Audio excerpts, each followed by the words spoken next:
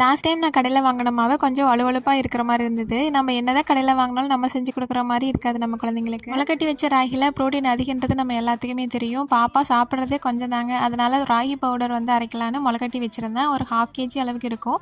1/2 inch வளர்ந்துச்சுன்னா போதும்.